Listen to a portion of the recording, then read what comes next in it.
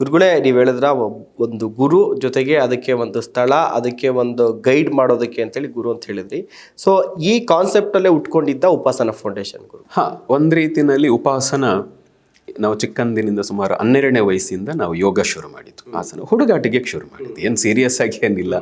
ಈಗ ಯಾರ್ಯಾರು ಏನೇನೋ ಮಾಡ್ತಾರೆ, ಅವ್ರ ಮುಂದೆ ನಾನು ಇನ್ನೇನೋ ಸ್ಪೆಷಲ್ ಅಂತ ಅನ್ಕೋಬೇಕು, ತೋರಿಸ್ಬೇಕು ಅನ್ನೋದಕ್ಕೋಸ್ಕರ ಯೋಗ ಶುರು ಮಾಡಿದ್ದು, ಹುಡುಗಾಟಿಗೆ ಶುರು ಮಾಡಿದ್ದು. ಸುಮಾರು ಒಂದು 10-15 ವರ್ಷದವರೆಗೂ ನಿಲ್ಲಿಸೋದು, ಶುರು ಮಾಡೋದು, ಈ ಥರದ್ದೆಲ್ಲ ನಡೀತಾ ಇತ್ತು. ಆದರೆ ಹೀಗೆ ಮಾಡ್ತಾ ಮಾಡ್ತಾ ಅದರಲ್ಲೊಂದು ಸೀರಿಯಸ್ನೆಸ್ ಬಂತು, ಇದರಲ್ಲಿ ಇನ್ನೂ ಏನೋ ಇದೆ ಅಂತ. ಹಾಗೆ ಅದರಲ್ಲಿ ಬೇರೆ ಬೇರೆಯ ಮೊಗಲುಗಳನ್ನು ನೋಡ್ತಾ ಹೋದಂತೆ ನಮಗೊಂದಷ್ಟು ಅನುಭವಗಳಾಯಿತು, ದಿವ್ಯತೆಯನ್ನು ಕಾಣುವಂಥ ಸಾಧ್ಯತೆ ಆಯಿತು. ಅದು ಕಾಣಿಸಿದಾಗ ಒಂದು 10 ಜನಕ್ಕೆ ಹೇಳಕ್ಕೆ ಶುರು ಮಾಡಿದಾಗ, ಅರೆ ನಮ್ಮ ಜೀವನಕ್ಕೆ ತುಂಬ ಸಹಾಯ ಆಯಿತು, ಇದಕ್ಕೆ ನೀವೇನಾದರೂ ಸರಿಯಾದ ಮಾರ್ಗದಲ್ಲಿ ಇನ್ನೂ 10 ಜನಕ್ಕೆ ನೀವು ಹೇಳ್ಕೊಡೋಕ್ಕೆ ಸಾಧ್ಯ ಆದರೆ, ಮತ್ತು ಜನ ನಂಬಬೇಕಾದ್ರೆ ಅದಕ್ಕೇನೋ ಒಂದು ಬ್ಯಾನರ್ ಬೇಕು.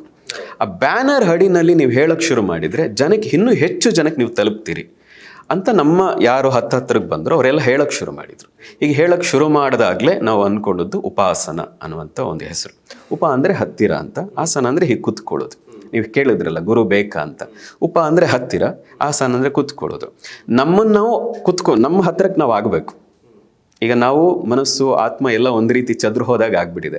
ಪೂರ್ತಿ ಅದನ್ನು ಒಂದು ಕಡೆಗೆ ತಂದು ನಮ್ಮ ಅಂತರ್ಮುಖಿ ಆಗಬೇಕು. ಆ ಅಂತರ್ಮುಖಿ ಆಗಬೇಕಾದ್ರೆ, ನಮ್ಮ ಹತ್ತಿರಕ್ಕೆ ನಾವು ಆಗಬೇಕಾದ್ರೆ ಇನ್ಯಾರದೋ ಹತ್ತಿರಕ್ಕಾಗಿ ಅವರ ಮಾರ್ಗದರ್ಶನ ನಾವು ಪಡಿಬೇಕು. ಹಾಗಾಗಿ ಮೊದಲು ಗುರುವಿನ ಮಾರ್ಗದರ್ಶನದಿಂದ ಗುರುವಿನ ಹತ್ತಿರ ಆಗು.